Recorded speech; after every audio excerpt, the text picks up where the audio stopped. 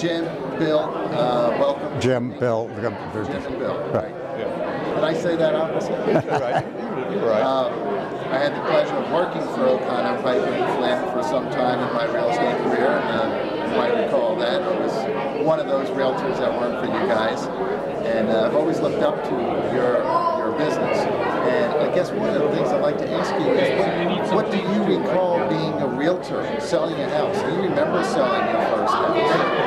Either one of you, Jim? I recall, but it was so long ago, like about 35 years ago, when I was actually selling houses, because I got pushed into the position of being a manager of in those days, Piper & Company.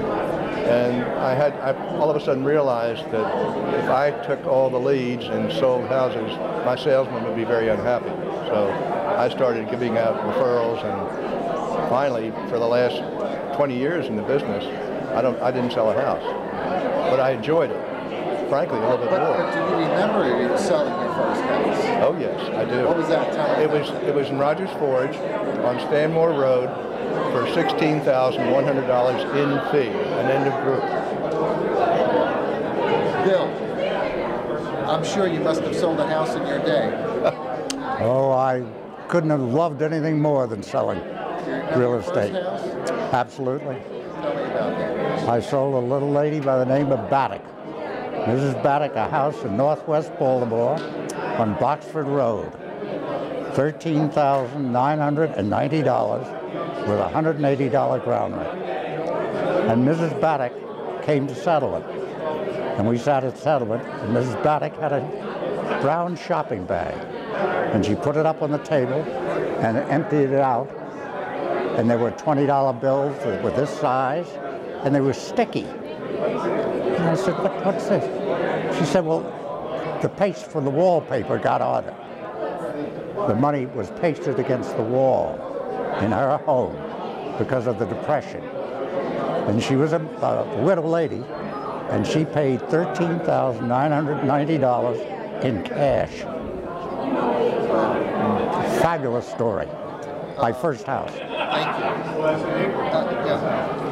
Each of you were president at different times of GBBR. Can you take me back to some of the memories you have and some of the challenges and accomplishments while you were president, Bill? Well, there was a lot going on back when I was in there. I followed Mal Sherman, and the real estate profession in Baltimore was in major change.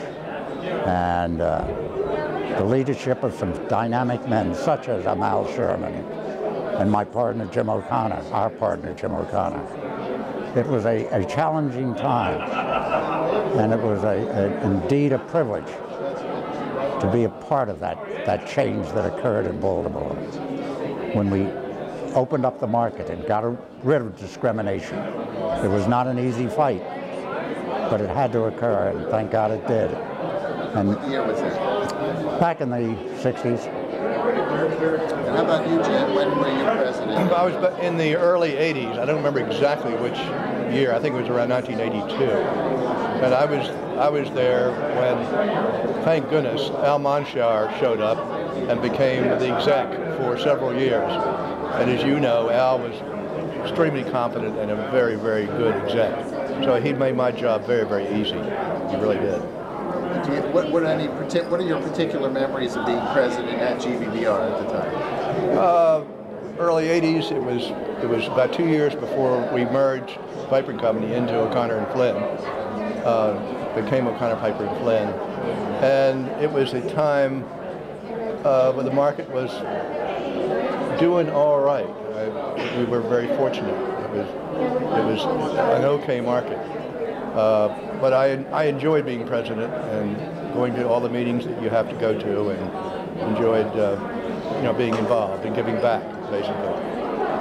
The greatest thing about being a president of a real estate board is the people you associate with and the different thinking that is proffered into the organization. And you know that it's a living organization, it's not stayed. And you have to have experienced this in your roles. And this real estate board is fabulous. And to think that its opportunities for the next 150 years are going to be great. We need some changes, though. Well, you know, we created this foundation some years ago as a way of creating a legacy, and tell me how you feel about that legacy, and what can you offer a suggestion to young realtors in the business coming on, looking at the future? What do you see? What can you tell them? Well, I said last year, when I was fortunate enough to get the Community Service Award, the two best things the Real Estate Board did in the last 15 years or so was to hire Jody Landers and start the Greater Baltimore Board of Realtors Foundation.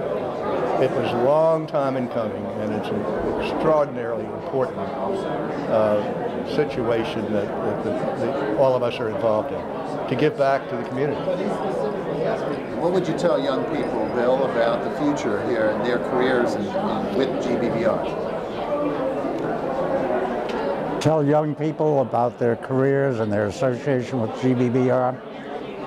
First thing I would say is I think we need to make some major changes. I do not think we can continue as an organization functioning under the same principles that we have over the last 50, 60, 100 years. I think we have to be much more responsible. I'm going to say the horrible thing. I think everybody should be a broker. I do not think we need salespeople. I want them to be brokers and responsible for what they do and change their commitments and activities and bring it to the true professional level that it should be. And I believe that opportunity is now. I think we're in that change. I would also say that don't let a downscale or a downturn in a market change your thinking, because that's the way things live, up and down.